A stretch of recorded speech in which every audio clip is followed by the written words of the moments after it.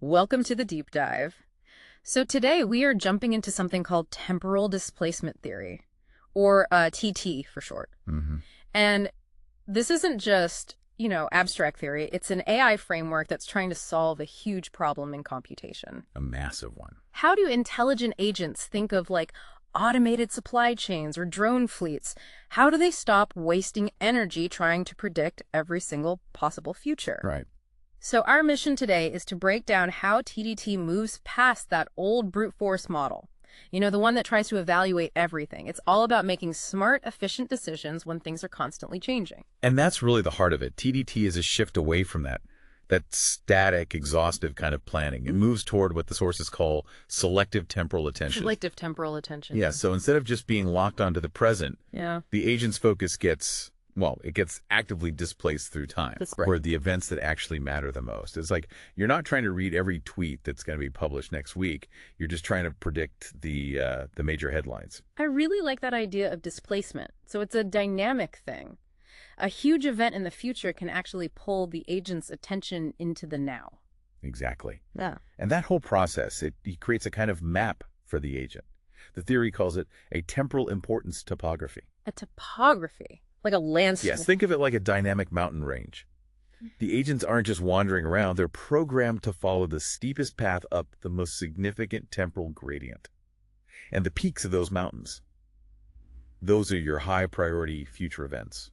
Okay, so if we have this landscape of urgency, how do you actually measure it? How is that urgency calculated? It all comes down to what's called the displacement weight, or a math cal. Yeah. And this weight is it's basically a function of three key things, and the tension between them is everything. Yep. You've got importance, which is the potential impact of an event. Then there's temporal distance, how far off it is. And the third one? Scenario complexity. And this one is critical. It's the sheer amount of computational power it would take to actually resolve that future event.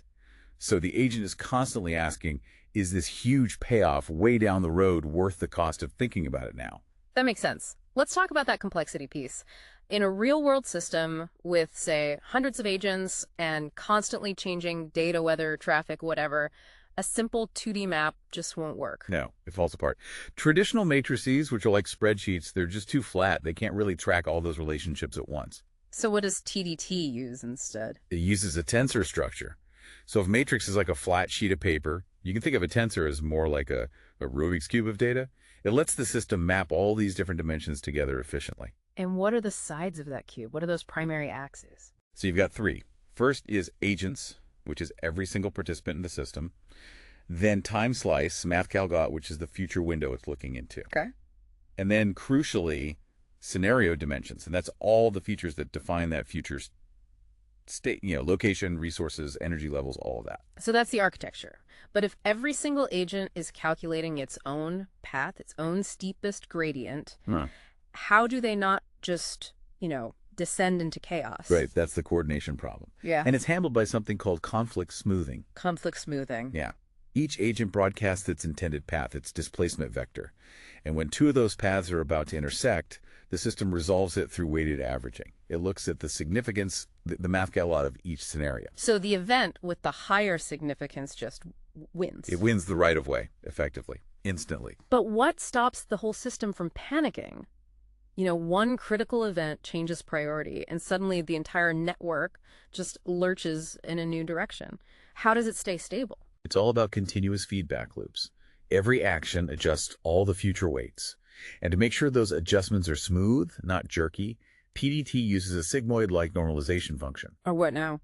It just means it smooths out the influence of new data over time. It basically keeps the system from slamming on the brakes or flooring the gas because of one single data point. So wrapping this up, what does this all mean for you? Well, TDT represents a fundamental shift.